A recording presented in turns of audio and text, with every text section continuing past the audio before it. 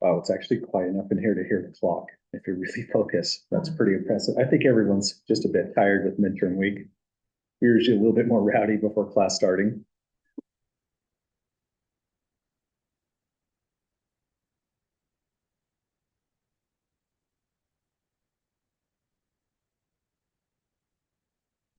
Well, looks like we can start. Welcome back, everyone. We're now at the halfway mark, so congratulations. We're just about there. Just same number of weeks on again, and we'll be all set. For midterm week, again, we're not doing anything too super special. There's no big projects due. I assume you probably have plenty of that going on in your other classes. We'll have our exam right after midterm week. It'll be first thing Monday. Hopefully, not every one of your other classes had the same idea. Then most of your other stuff is on midterms to free that up a bit more. And as far as the exam goes, like we mentioned, it's going to go from chapter 3 up to chapter 6. The only one that's kind of an odd one out is section 5.3. That's using the 68, 95, 99.7 rule. We're not going to ask a direct question on that on the exam. Since we have more powerful technology, we'll use a calculator to directly calculate those kinds of things. So it'll be mainly 5.4 that's going to be emphasized. 5.1, 5.2 are also important as well. I'm pretty much going to be asking a question per chapter or section on this list, with the odd one out, section 5.3. I only asked 5 questions though, so it may not be a question from every single one of those. So that's what the exam is going to look like. And again, after seeing exam 1, it's going to be pretty similar format, similar style of reading the questions, which is again very similar to the actual lecture notes. And if we go a little bit further down in the document, that's where we have our sample exams version 1 and 2 posted. Like before version 1, if I recall correctly, this should be the brand new problems. Yeah, so these are the brand new problems on a chapter by chapter basis, and solutions are on the very bottom of that document. Then version 2, these are the actual lecture notes, and they still make a great exam review. I'd say use these if you want to focus on a specific section or chapter. And the way the lecture notes go are, it's not exactly the lecture notes. What I did is I took out all the formulas, all the discussions and everything, and just gave the strict problems themselves. So it's as if I converted the lecture notes to what they would look like as real exam questions. So you could go through here for additional problems. Again, there's problems we've done before, but honestly, if you've done this problem in like 3 weeks ago, come back to it. It's still a pretty good one for the purpose of studying again, since we don't have perfect recall on every single one of those problems. So any questions, folks, about the exam 2 so far? Okay, we'll talk a lot about it as we're getting closer to this upcoming date. And just as a reminder, we'll remind ourselves about this on Wednesday as well, but Thursday will be our informal review session for our exam 2. So any questions folks have, I'll be happy to spend time with you all working through the review there. But that does mean we still have to cover new material today and Wednesday. So that's what we're doing on chapter 7 and the chapter 10 below. We're on the extra example from chapter 7, so we're about to finish off the extra example. Then we're converting over to chapter 10 next, sample surveys. What chapter 10 is all about is how to collect data in a reasonable way before giving a statistical analysis of that data. And I had a lot of trouble with chapter 10. The book itself did not have very many good questions to assign, so I felt like this is a good section to mainly go over the notes, talk about what reasonable questions would look like by assigning a quiz on that. But there's no actual problems in my stats lab. It seems like the questions just really didn't align with the actual topics that we're going to be covering. And by the way, we're not covering all of chapter 10. The reading ought to stop at section 10.3, unless you're just curious. It's pretty interesting information going forward, but that's the information we won't be covering directly. Well, that's the whole extent of our announcements, folks. Any questions at all before we get started today? Okay, well, where did we leave off? We were dealing with regression analysis, and looks like we're on this problem working through the context of something in the medical sciences. We had a coronary care unit, and they're tracking the number of factors per patient. And factors is anything used in the care of that patient. So they give a list, things like intravenous tubings, I guess IV bags, needles, shape kits, etc. would all be considered factors. So looking at this poor individual, this person was in the coronary care unit only 9 days and 525 factors. So that's a whole bunch of medical stuff used in this one person. But you could imagine those were a very critical 9 days, perhaps. Whereas opposed to this person, just 2 days, 33 factors. Maybe it was a follow-up appointment after their heart attack a few months ago. Who knows? But what we did was, well, we had a scatter plot. We fit a line to the scatter plot. It produced this regression line right here. And any questions at all, folks, producing that regression line? I can tell I didn't have a lot of coffee. I'm just jumping over my words. I'll try to talk a little bit more clearly. If I go slow, that usually helps. So we produced the equation. And the tough thing about this equation was determining if the y-intercept made sense.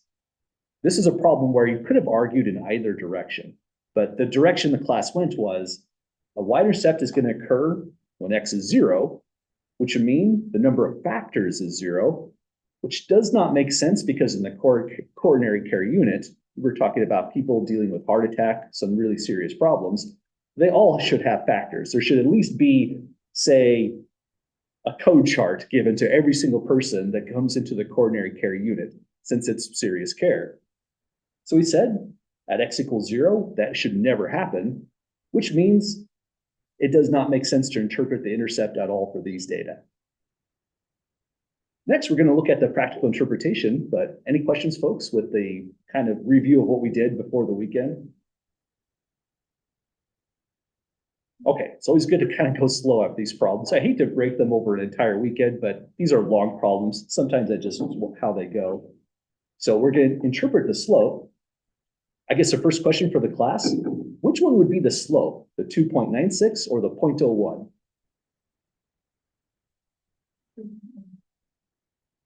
Turns out it's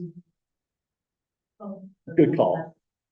Yes, that's correct. So our slope is this quantity right here.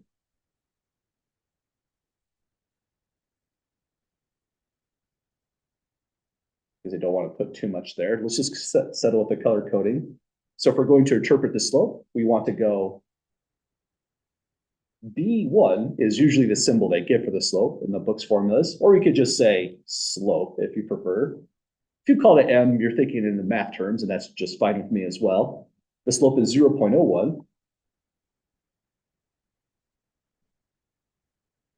Usually want to give a pretty long fraction bar on this thing, because the next thing we need for a good practical interpretation is the actual units. So how do we get the units? We go back up to this stuff. Let's just take a quick screenshot.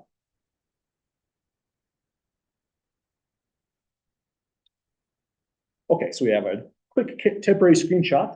Our slope was 0.01. We're converting it into a fraction, so now we do need a 1 in the denominator to make that algebraically correct. And anyone recall what the units should be for the numerator? Just as a hint, would it be the vertical axis unit or the horizontal axis unit? Good call. It's always the vertical axis unit for the numerator. So we'll say the unit of 0.01 is length of stay in days. Let's just say days for short, if you prefer. Denominator, number of factors. So we'll just say factors. Or factor, I guess, because it's singular if it's a 1. So we have 0.01 days per the 1 factor. And notice how it's going up. So we're saying as you go up a certain amount, you move to the right by a certain amount. The moving right is the 1 factor. That looks like we moved by a whole 100 or 200 factors. But moving 200 factors to the right means we had to go up a certain distance. That's the length of stay. So we can now come back and say, for our practical interpretation, that's this bit right here, for each additional factor, the length of stay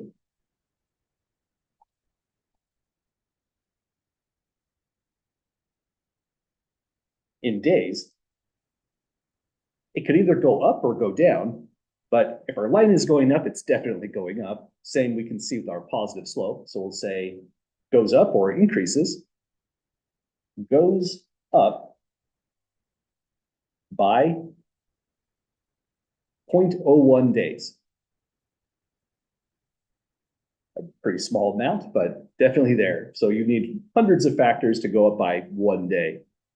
But that's what our slope is saying for our regression line there. Honestly, I think it's always a little bit easier to give a practical interpretation for the slope because it's very formulaic. It always goes this way. You form the actual slope, throw on units, and just say what happens as you increase the denominator unit by 1. It's always going to go that same route. The hard question is always this one, though. Interpreting the y-intercept, like we mentioned before, it's pure analysis of what the context is in the problem. So mathematically, we can't say anything unless we're thinking about the context there. Well, any last questions, folks, with interpreting our slope on this one? Okay, let's keep this screenshot just in case we need it. Oh, yeah, definitely where it says residuals, it might be helpful down there. It's like a lost part of that, but that's all right. So they say next on part C, suppose that a patient at the coronary care unit at the Bayonet Point Hospital has 435 factors.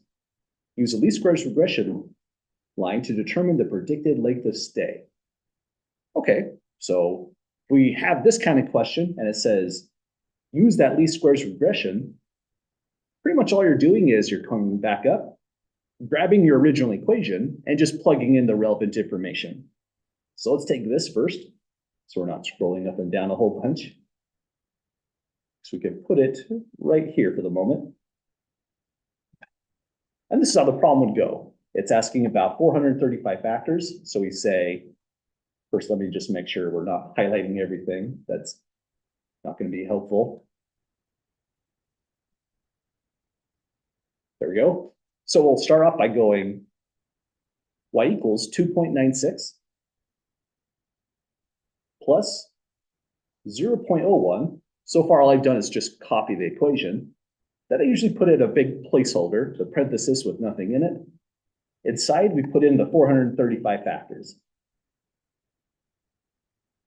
Your calculator's going, and that's exactly what we're doing next. Just jam all that into the calculator, and we're home free. So let's go 2.96 plus 0.01 times 435. So the length of stay for this poor individual with 435 factors would be 7.31 days. That's a little bit odd because we're not necessarily saying they're there for a third of the day almost, but it's just the best value that's being predicted by this least squares regression line.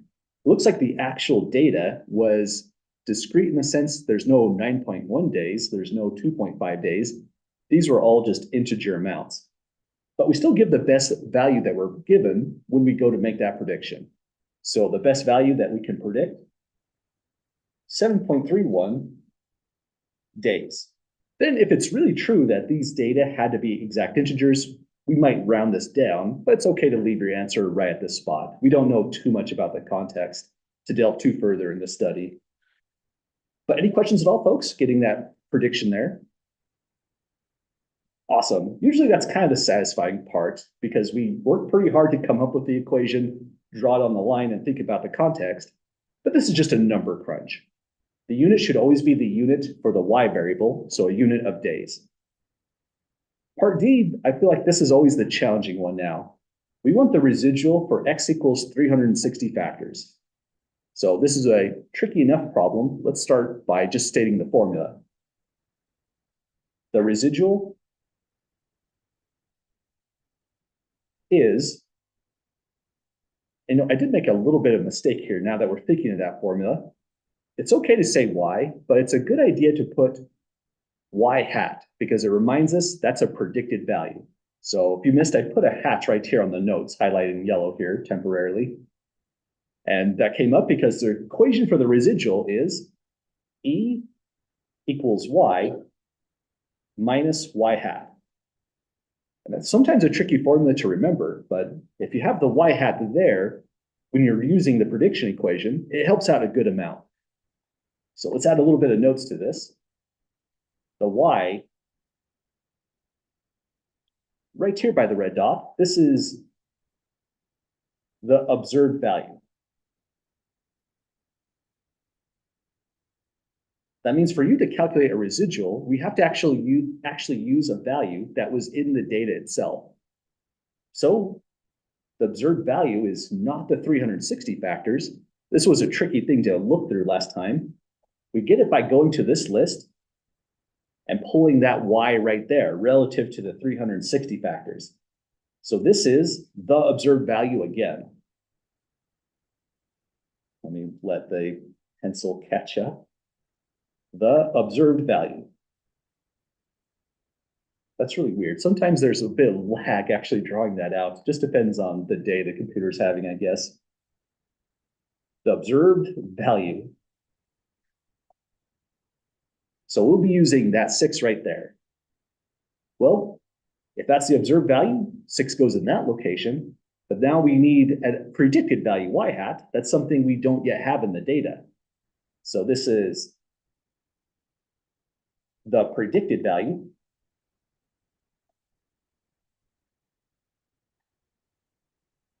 When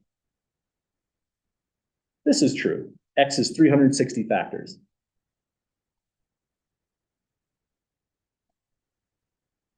So this is why calculating a residual is always really tricky. There's one on the quiz. This is a potential problem on exam 3 from chapter 7.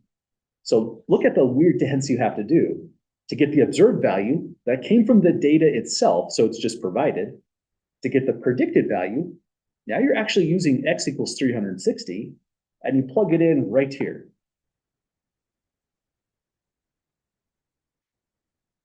Y hat equals 2.96 plus 0.01. We throw in 360 factors to make a new prediction. So new computation. And the prior problem, this one said 360 factors, and that's what made it a little bit easier. We could just use the prior part. Oh, sorry for missing a chat up there. Oh, thanks for asking that, Tiffany. The E is what is referred to as the residual.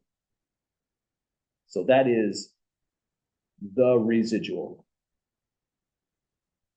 Actually, let me see if I can format this a little bit better. There we go. I just didn't want part D to spill over too much into part C. Other questions so far? So you still have to do the y bar or the y hat with that equation with the 360. And then you can use the answers from both and take the 6 minus the answer from that. Exactly, yeah, that's what the direction we're going. Okay. Lots of work to get just one residual there. Sure that I had it. Yeah, you're on the right track. Other questions so far? Okay, so let's go crank this out. So another prediction. In the calculator, what saves a lot of time is double up arrow, pull your last thing and hit enter to copy it down, and then just left arrow to where you're multiplying and override with 360. No harm in typing it all out again. Sometimes that is faster, but this is more accurate. So I always kind of try to push that method. So we get 6.56 days. So at 6.56 days, we can now say the residual is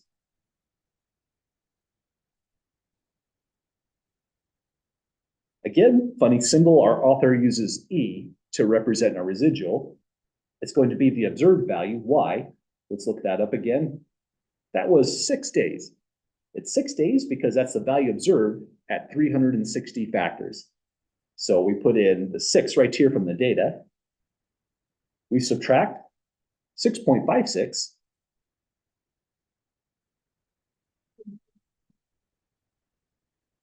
Exactly, so negative 0.56. I'm going to box my answer out here since there's a peak due to its nature, but this is all we want to calculate, that value, negative 0.56.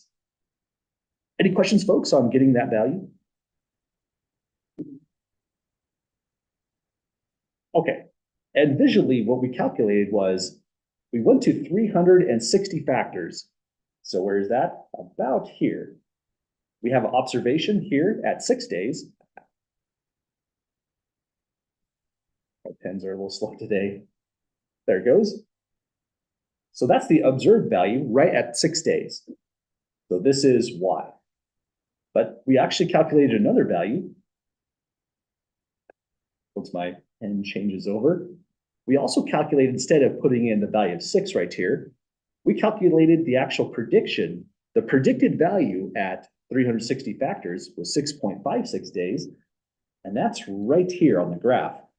It's a little hard to see because these points are almost overlapping vertically, but it's this quantity right here. So at that distance, let's see, how can we convey that? I think we need an arrow. This distance, it can be a signed distance, so it's either positive or negative, is the residual.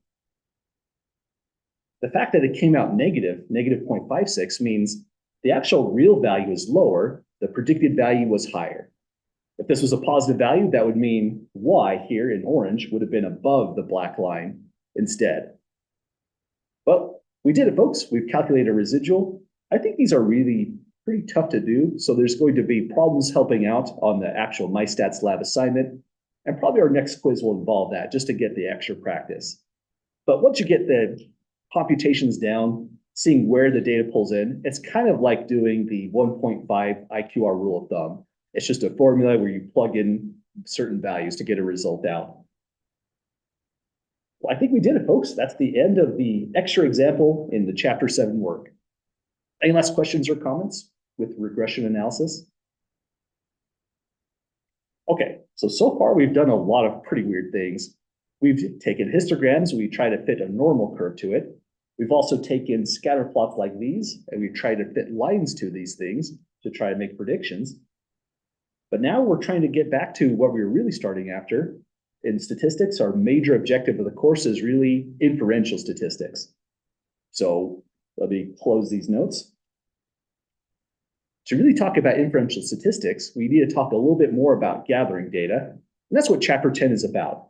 Again, we're not going to cover everything in Chapter 10. It's a pretty large chapter, actually. We're only going to sections 10.1, 10.2, 10.3. So if you skip these in your reading, that would be okay for the purposes of this class. So the way Chapter 10 starts out is like this. We need to redefine and think about, once again, what we mean when we say population versus sample. In inferential statistics, what we're trying to do next is model, or rather approximate, parameters that came from the underlying population itself. So the population, that's what we consider to be the entire collection of objects or individuals we're trying to learn more about. And below we have a log lake space to indicate our own population. Let's say for us, a new population could be all ISU students. So we have a decent population there. We'd want to measure something if we're talking about all ISU students. So let's say the parameter, I'll write this one in blue, will be this symbol. We have used that in recent chapters, but let's also state it here. Mu is the population mean. And we could say down below, if the population is all ISU students, let's imagine, if we were really specific, everyone registered as a student at ISU in fall 2024. Let's say mu equals the mean GPA. Certainly that's an interesting value. If you work for ISU and you have access to high-level databases, this is not something you need to do statistics on. You could just actually calculate it, make the systems give you that result. So there's no need to do statistics on this example at all, unless you're a competing university. Maybe we're talking about a university in Utah, a university in Montana. They're looking at universities like the ones in Idaho, see how they do things, see how they can be competitive, try to poach Idaho students. So they would want to know about that actual number. If it's, say, above 3 or below 3, that can target what their advertising might look like to poach students. So this becomes real statistics at this point, because they can't calculate that. They have to estimate it. The reason they can't calculate that is a competing university does not have the funds to contact every single ISU student individually and ask them, what's your GPA? Probably 100% of the students almost wouldn't even engage in that phone call. So they need to do something else. I mean, they're probably got to give out some kind of reward or something, but more critically, they're going to take a sample. So that's going to be the next step for inferential statistics. We admit we can't access the whole population. We cannot take a census. So instead, we sample the population. So let's put a little bubble here to think in terms of Venn diagrams. So we're going from the population to the sample. And lots of things can go wrong with this sample as well. So let's imagine, for example, everyone here today is an ISU student. We have 5 people in Zoom. That's with me included, so 4. And then 1, 2, 3, 4, 5, 6, 7, 8, 9, 10, 11. So we have 15 students today. Let's suppose the sample is the N equals 15 students in class on 10/7/2024. So all of you are now part of the sample. That's kind of exciting.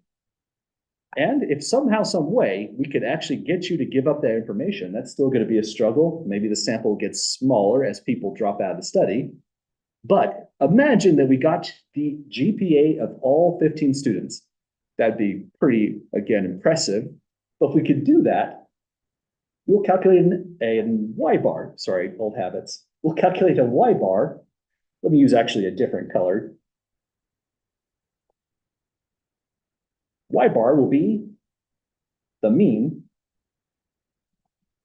of the sample. We've mentioned this conflict before. We've been kind of hinting at it for quite a while. We have a big trouble here where mu is unknown in this context. However, Y bar is known. Once the sample is gathered and the information is collected, you can calculate Y bar. The next interesting thing about this is we would love to say mu is approximately equal to Y bar. But we have a lot of problems with writing down that statement right there. It's a lovely statement. Mu is the unknown that we cannot calculate. Y bar is the average of the sample that which we did calculate, we're imagining. So if that all works out, we're in business here. The only thing that we still have a lot of struggle with is we have to say how accurate that approximation is. But there's still one thing that's massively wrong about all of this. Would you believe that all 15 students that are here today represent every single ISU student? A lot of people are shaking their heads nay immediately, and I would agree with you. The trouble with our sample is that it's not representative of the entire population of all ISU students because nobody in the sample is even on the main campus in the first place. A good sample of size 15 should have people on the Pocatello main campus, people on Idaho Falls, Twin Falls, Meridian campuses, etc. Probably mostly Pocatello and just a few on the satellite campuses. Now it looks representative. And we didn't do that at all. We just said, gather who's here today. So this whole study, even if you can say what the error is completely wrong because this sample is relative to the wrong population. We are sampling, say, for example, Idaho Falls students essentially. And it's not even a good Idaho Falls student sample either because we're all night class students. We didn't have a single person who's taking a day class in our sample. So how do we get a good sample?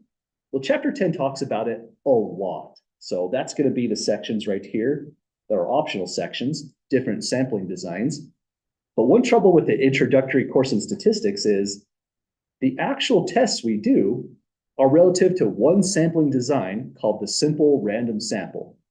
So if we have a simple random sample, then we could say the 15 students was representative. There is a good approximation here, but we still have to describe what is the error of making that approximation. So let's say here that this sample is biased. Sorry for just Xing it out.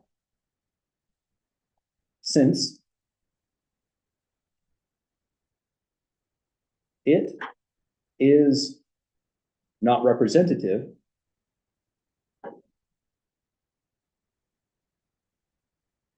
of the population. So we can imagine, how would we really do this? To get a real simple random sample, you have to have access to something called a sampling frame. It's essentially going to be a big database that has a student ID number associated to every single student. Once you build out that sampling frame, then you can randomly select from it. And if we'd like, we could practice that ourselves, practice that as well ourselves. We'll do that just to illustrate how it goes. So if we do a simple random sample, the idea with the simple random sample is every single sample of size, whether it's 15, 14, or 13, has an equally likely chance of occurring. So a simple random sample of size n comes from a population in such a way that every different possible sample of size n has an equal chance of being selected. So let's actually try that out. We'll do our simple random sample in Excel just to show how it goes. Anything in Excel is mainly just for demonstration, not something that you have to do again in class. It's not going to be for any projects. But simple random sample is such an important concept that we ought to give at least some time thinking about what it looks like, how you would even implement it in the first place. Well, any questions, folks, with this example here before we take a look at how to do a simple random sample? Okay, well, let's give this a try. So this is the demonstration part of the class. If you have Excel, you'd like to follow along, that's totally fine as well. But you're not expected to use Excel at all in this class. Again, just for the sake of demonstration, we're pulling it up today again. So let's imagine our population is once again all ISU students. Anyone happen to know how big that population is by chance? Let's look it up and see if we can find out. So ISU student body, we probably don't have the 2024 data for fall, so let's just use spring 2024. That's Iowa State University. Well, in 2016, there was 21,039. Is ISU a dry campus? That's a nice data. Oh, that's still Illinois. Dang it. Let's see if we can be a little more specific here. Idaho State University. Okay, how about this one? 2017 numbers. Geez, this is actually hard to get these numbers. Well, let's say we tried. Oh, you saw something? Oh, I just thought it was 2024. Yeah. Well, 1954. Oh, geez, that's not too helpful. Well, sorry, I should have done my research before class. Let's just assume 20,000 for a random number. That sound all right to folks? Mm-hmm. Okay, so we'll start by putting in the sampling frame. So if we were saying sampling people in Idaho Falls, this could just be, say, different addresses, something like that, different cell phone numbers. If it's sampling from a campus, it probably is student numbers, but I'll just pretend the student numbers start at 1 and then increase from there just to make it simpler. So here's student number 2, and we're going all the way down to student number 20,000. It'll get there eventually. I grabbed the corner of it and I just pulled it down. I have my cursor all the way at the bottom of the page and it just starts going and going and going. And how did you make it number at all? Oh, the number itself. Mm-hmm. First, you have to start with a 1, and then on the next cell, it goes like this. I go equals 1 plus, or no, rather, I went this way. I went equals, then up arrow. It pulls in A2, then I just typed in +1. And then that generates everything down below. So that's how to get the sampling frame going. Next, we want to random sample size 15 once again. Why not? So this is a hard study. Sample size at size 15 is probably reasonable to do this kind of research as a competing university. So let's call this sample size n equals 15. And here's the next thing we're going to do to get randomization going here. We're going to include a bunch of random digits. So right here, you type in equals, rand to stand for random. You put an open parenthesis and then a closed parenthesis. And now this is a random number between 0 and 1. So I got 0.1506. Anything I now do on this document is going to change it. So if I type like a 5, the random number updates. Delete the 5, it updates again. We want to put a random number to all students. I think we ended at something like 17,000. We're somewhere down there. We ended at 15,920. Seems to like it's in the right ballpark. So we give everybody a random digit. On Excel, if you double click right here, it propagates the whole list going all the way down. It should. Yep, there we go. So everyone has a random digit. And here's where we're actually going to do the sampling. Because everybody got a digit by random, we can just say, take the top 15 numbers, the highest values. That means we need to sort these data. To sort, you select both columns, and we're going to maximize this, I'm sensing. Next, go to the data button. And in the data button, you should have something called sort. You want both of your columns highlighted, and the best way to do it is click a column, hit shift and right. Now the second column is highlighted. Click sort here, and we're going to sort by the random numbers. So that's going to be column B. We're also sorting either smallest to largest or largest to smallest. Up to you, it's going to make really no difference. Let's go smallest to largest.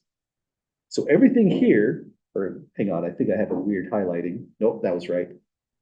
Everything here is going to be sorted, including the left column. Imagine those are the students. They could be names, but that's sensitive material. We don't want to give everyone's names. But we're sorting by the random digits. Hit OK, and hang on, I have a problem. Forget my values right here are by a formula. If I change everything in the order, that formula is going to change. So we do have a quick hack on this. Let me see if we can highlight all of this. Hit Control C to copy it. Then back over here, right click, and paste with values, the 1, 2, 3. Now everything's a number, no formulas are going to get messed up if we sort on it. Definitely a lot of steps to get this done, but again, simple random sample is done so often, just like this and other ways with more different kinds of computer software. It's good to know what people are talking about because you're going to hear things by a simple random sample. We got this data. We need to know what they actually meant. So finally, we've got everything set up. Hit sort. Sort by column B, the numbers, small to largest. And here's the final punchline. The first 15 observations, these folks are part of the sample. Everybody else got left out. So that's what a simple random sample would look like. The idea with this is, author uses a very similar analogy. Imagine all ISU students, it's like a kind of big soup, essentially. In order to actually taste a soup, deciding if you're doing well with the flavor or if you need to add more salt, what you would do is just stir the soup and take 1 spoonful. Stirring the soup is the randomization, and taking 1 spoonful, that's the sample size. So these 15 students, they didn't come from one campus. They were randomly selected, but by and large, they're going to be very representative of the underlying population. Most of them are going to actually be from the main campus in Pocatello, and just a very few of them, potentially none of them, but occasionally, usually there's going to be a few of them, we'll have students in the outlying satellite campuses like this one here. So that's what a sampling frame looks like and what a simple random sample looks like as well. Any questions about that, folks, so far? Okay, the whole idea with random selection in this way is we're trying to spread out our biases. If I have to select 15 people myself, well, how would I do that? We would look at different registers, decide which campuses to select. But if I had to make that decision on my own, I'm probably biased. If we let a random number generator just decide on who's part of the sample, the biases start to even out. And even though a sample size of 15 doesn't seem large, That is pretty large, really. That would give us pretty quality data. I did put here a blunt rule of thumb for sample sizes is, if you have a sample size of 30, then in most contexts, that's considered a well enough sample to be pretty accurate right here when we go to make that estimation. But that's been our discussion on sampling designs. Any questions or comments, folks, about any of those ideas there? Okay, so now we have a decent idea on how you actually get data. You have to be very careful about specifying the population. Deciding on how you collect the data is even more important in a certain sense. Then after doing that, we're right here. We make an estimate. We say the parameter is approximately some value in the statistic, y bar. Sad thing is there's so much more to say about that. We were in that same situation right here at the start of class. It was a different idea. We were dealing with proportions. P hat was a sample proportion. P is the true proportion, a parameter versus a statistic. And we are at the same spot right here. We are trying to estimate something unknown using the sample data. But even if we have random selection and we did it right, this is still not a good spot for us to be in because we have to say how accurate that estimation really truly is. So we're getting there.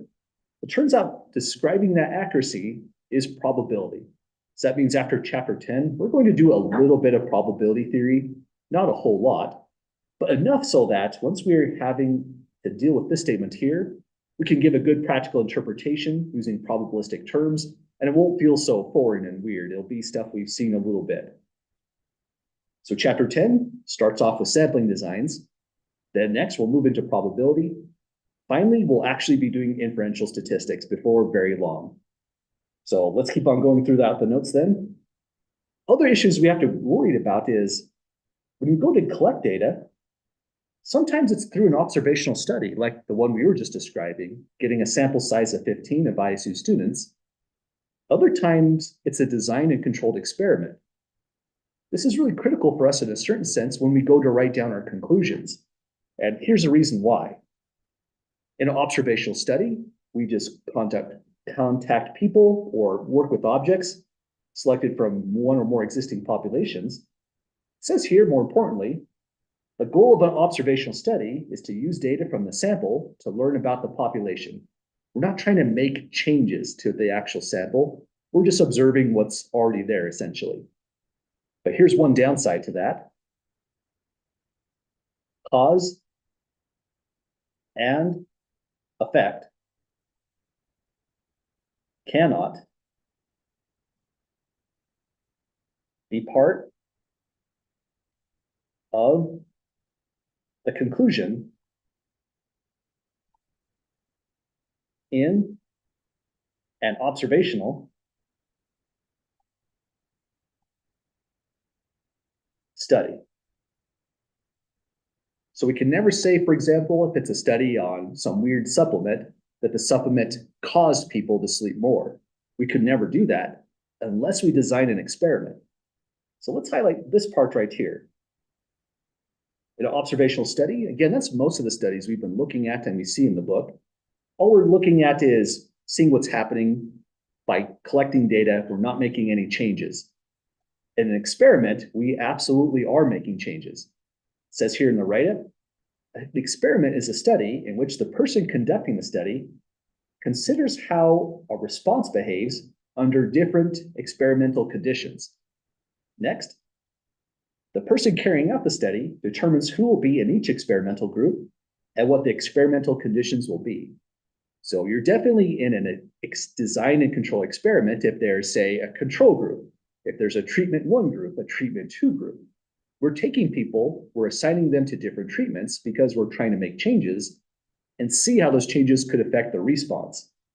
So this part right here is, to me, the essence of a design and controlled experiment. And these are really critical because you can get a cause and effect through these. If we see a change in the response, we'll say that the change in the response was because of the cause of different treatments. So we'll say here, we can give a cause and effect, conclusion, with experiments.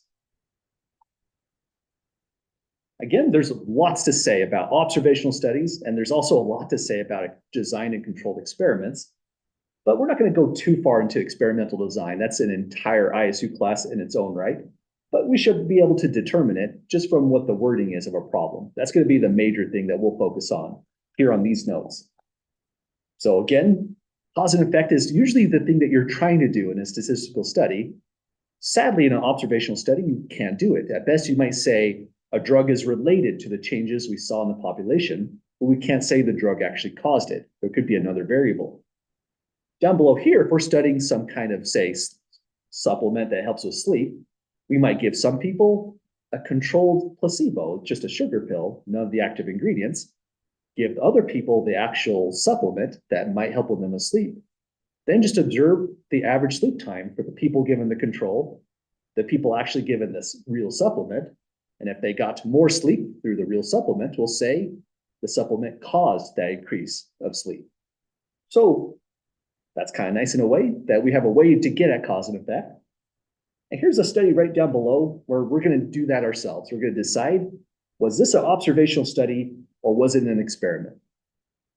So it starts off by saying, the article, Baby Scientists Experiment with Everything, describes a series of studies published in the journal Science. And it's pretty recent data, 2015. Here's one study they're describing.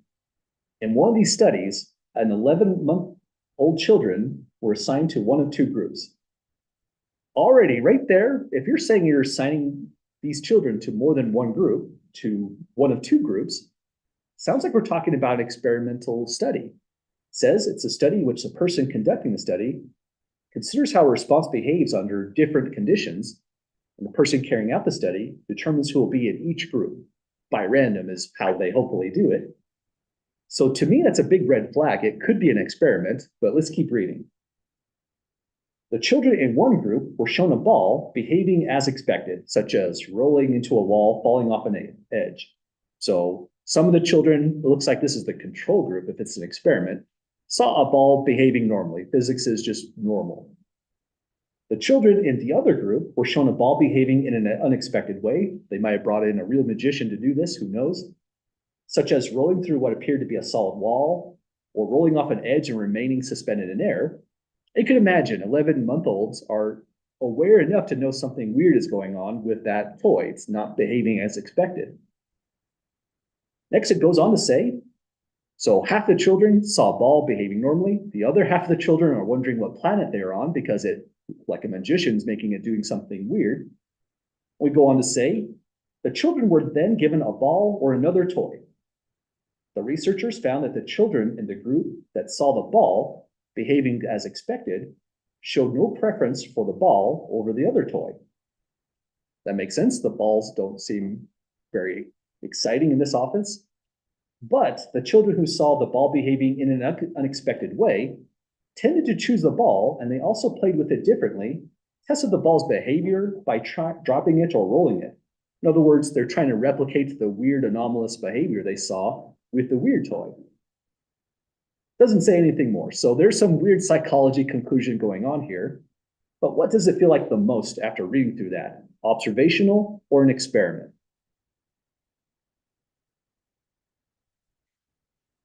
I would agree with you. Let's say we also have to supply an explanation. This is an experiment since. Any volunteers for a good explanation of why this ought to be an experiment? Separated the population into groups. Exactly. We had what looked like a control group and what looked like the experimental group, the toy behaving weird. But the heart of it is, like you said, they were separated into two groups. Let's say since the experimenter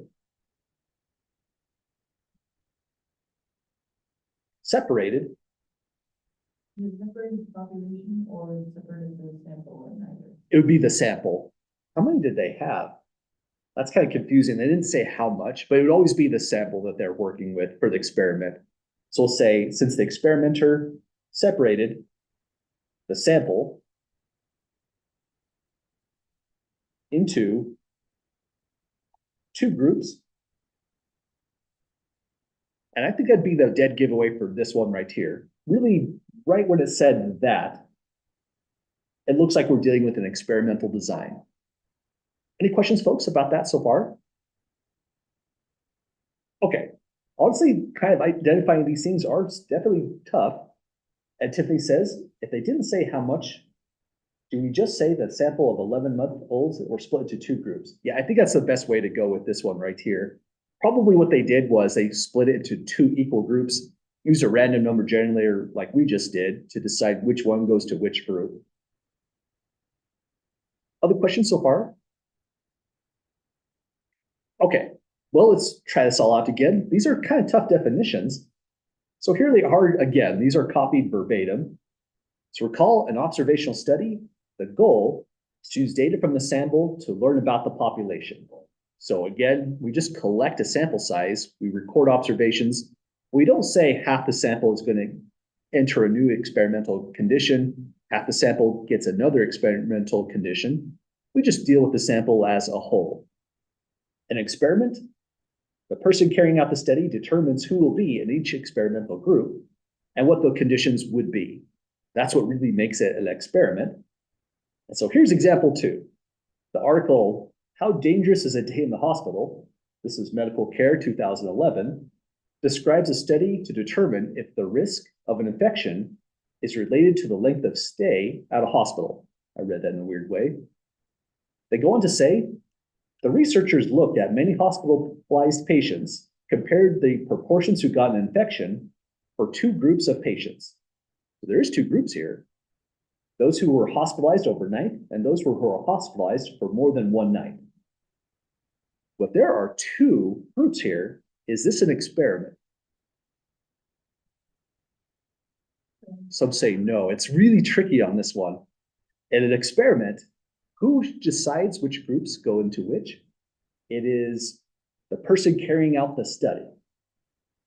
Ashland says this is an observational because they're not conducting an experiment, they're just watching the results. But they didn't sort them into two. Yeah. And imagine if it had to be an experiment, it would be unethical, right? Because you can't say we're taking half the population and putting them to this hospital that has more risk of infection and the other people at a different hospital with less risk of infection. That wouldn't be ethical either. We have to be really, really careful with human subjects, animal subjects, and otherwise. And so even though that there is two groups, these people just went to the hospital normally. They didn't go there because an experimenter told them to. So this is still an observational study. Does that make sense to folks so far? Okay, again, these are pretty tricky things, but I think the experimental's role is the best way to separate this one out. Courtney says, observation, you would have to set it up so that someone did get sick. Yeah, absolutely. That would make it a totally unreasonable kind of study. No one would ever want to sign up for it, in other words. So let's say here on our write-up, this is observational since there was not an experimenter assigning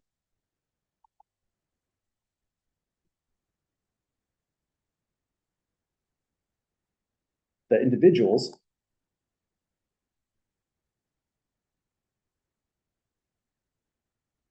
to, let's see, hospitalized overnight versus more than one night. So I kind of missed that when I was reading this the first time. Not necessarily different hospitals, but it's different lengths of stay rather.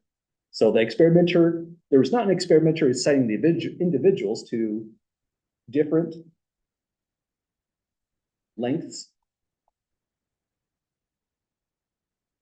of stay. If there was, again, that's a really weird kind of experiment. I wouldn't expect that was ever done in the United States of America, at least not funded by federal dollars, because that would be hugely unethical. Well, any questions, folks, on telling the difference between an observational study and an experiment? Okay.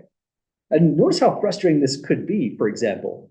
There's trying to see, the researchers looked at how many many hospitalized patients compared the proportions who got an infection for two groups of patients overnight and more than one night.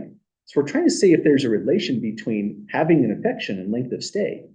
Now, there's probably something interesting going on in the data. They probably did find, on average, if you were in there for more than one night, you had a higher chance of infection. They probably really did find that. But they can never, ever say the higher length of stay in the hospital caused the infection. That's one thing that's completely forbidden as a conclusion. And that deserves to be typed up. So let's say it right here. Okay. The reason for infection, if they had a surgery, there's always a Yeah. higher chance of infection. Exactly. So the reasons they actually come into the hospital, that's a variable not being considered, which is hugely, hugely important.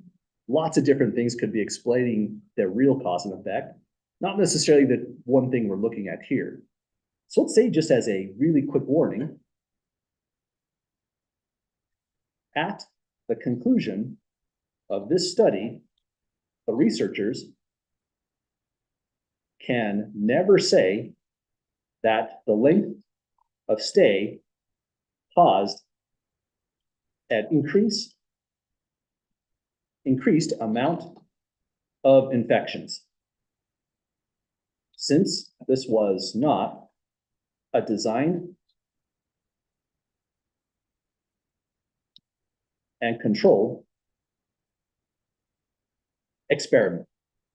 Deserves an exclamation, I'd say. We don't type things up very often, but I think it deserves it this one time. Because that's pretty much the big takeaway between looking at the differences between observational and experiment.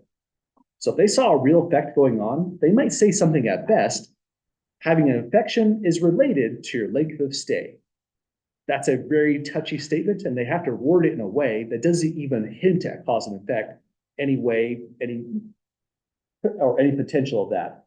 Otherwise, a study like this might not even get published just because of that one error. So they could be in really hot water. Nonetheless, there are plenty of actual news magazines, USA Today is one of them, that do publish weird results and give awful conclusions that makes it sound like cause and effect, being slightly unethical. So you have to be careful with studies you do read, even if they do make it to the news. Well, let's see where we're at. We've got through looking at the differences between experiments and observational study. Next thing we're going to get back into is looking at the differences, again, between a parameter and a statistic. Here's the USA Today that comes up again. And we've looked at these ideas before, but it's a good thing to hit us several times because it becomes challenging in the later chapters. I'm just trying to keep my color coding the same. So we're going to do blue for the parameter. Our statistic is a number that just describes the sample.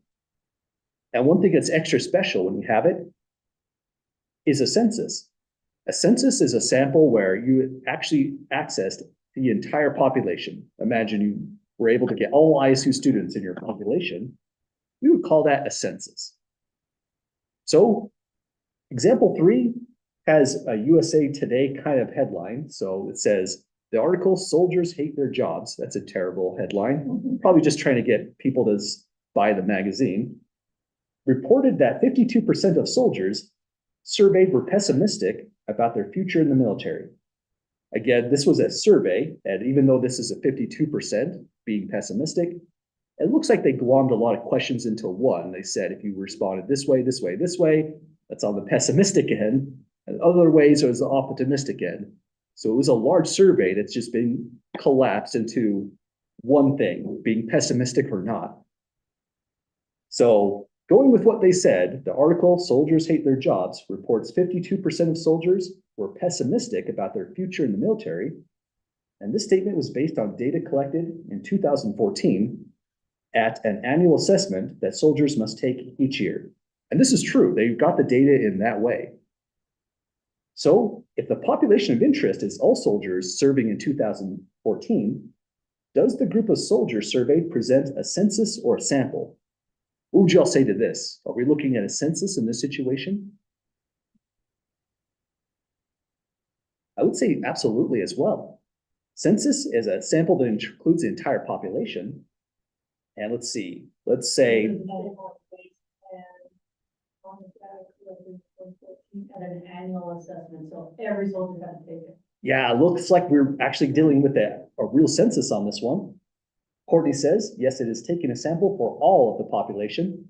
Again, it's also because Part A said the population of interest were the soldiers serving in 2014, and that does make sense anyways. So in this rare situation, because this is the military, for example, and they are able to get all soldiers to take their assessment when necessary, we can say we have a census since the statement in the article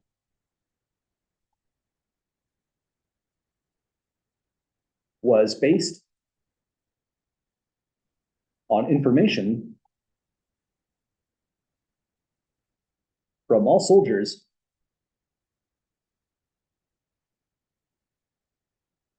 in 2014. So this is probably the only time in this class, this entire class, where I have a real census from you, and it's not made up. This is a real census that was conducted by the USA military. So now that we have a census, the question is about that number following up. They reported 52% were pessimistic about their future in the military. The question now is that 52% a statistic or is it a parameter? Good call. What would you say the explanation ought to be for this one? 52% is The entire population was the parameter of soldiers. Yeah, there's no center. exactly. Parameters, like you said, describe the entire population. Part A said we took a census, which means that's the entire population again. So we have a parameter. Let's say here, 52% is a parameter. Forgot to add a little bit more to that statement, since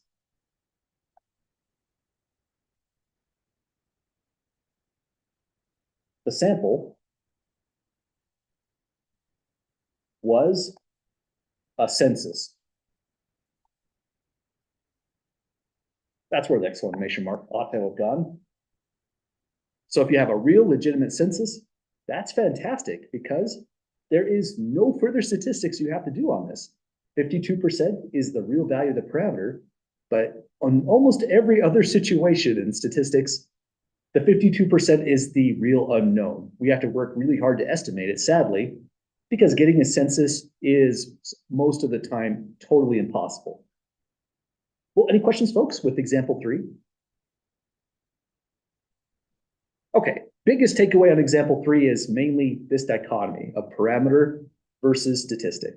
So if you always think the statistic is something that describes the sample and the parameter is something that describes the entire population, you're thinking about it correctly.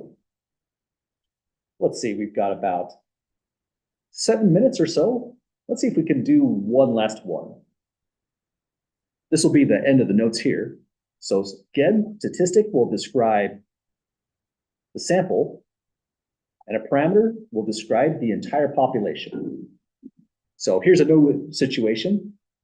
These are really old data, 1974, that's before my time, but still it makes quality statistics problem. It says here to evaluate the policy of routine vaccination of infants for whooping cough. By the way, if you Google that, it's horrific. I don't suggest looking into whooping cough unless you have a strong mentality for that. Yeah, it's rough to see little kids having that condition. They say next, adverse reactions were monitored in 339 infants who received their first injection of the vaccine. So we've got a sample size in this one. Not that it's super important, the problem, but that becomes a good habit later on down the line. They tell us next, reactions were noted in 20.35% of the infants. And this is the first run of the whooping cough vaccine. So the reactions probably weren't super pleasant, but again, Google whooping cough and the cure here is probably better. The question next is, do the 339 infants represent the population or the sample? Any volunteers for this one? Absolutely. I think this one's easier, right? Because the entire population of all infants is going to be larger than 339, unless something in the problem said this was a specific town. But a whooping cough vaccination is a national strategy, so we're probably talking all the infants in a nation. That's got to be a sample. Good call, folks. Courtney also agrees we are dealing with the sample here. So we'll say this is a sample since the population of all infants is much larger than 339 for sure. So we could say that. Next, it says here, is the percentage 20.35 a parameter or statistic? Courtney asks, if it said in all vaccinations, that would be a census. Yes, if they vaccinated all of the infants, in that case, we'd be looking at a census. Well, other questions so far? Okay, how about that value 20.35? Does that look like a parameter or statistic in this problem? I would agree with everyone, but it's kind of subtle to see in the wording. It's right here. Reactions were noted in 20.35% of the infants. When they say the infants, we have to use context clues to refer to which ones they're talking about. And it could only be this. They had to have been talking about the 339 infants using the context in the way they wrote this. So that means this value 20.35 is a true statistic. Let's say it here. Since 20.35% is referring to reactions in the 339 infants, that means it describes a sample. So let's say it describes the sample and is a statistic.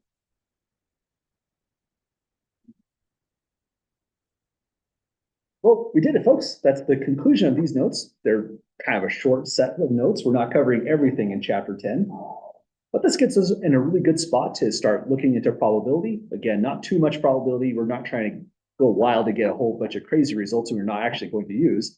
But we'll do just enough probability so that we can interpret that statement right there. That's our end goal, understanding what we're really saying there in probabilistic terms eventually. Any last questions at all, folks, before we call it a night?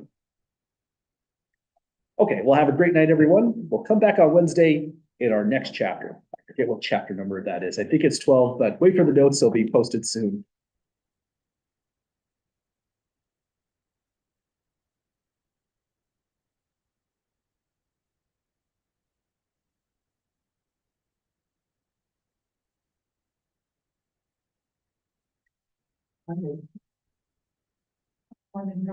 No. I have a question. Sure. If it'll load. I just had a question on one of the homework. Gotcha. I was working on it last night and I couldn't figure it out, so.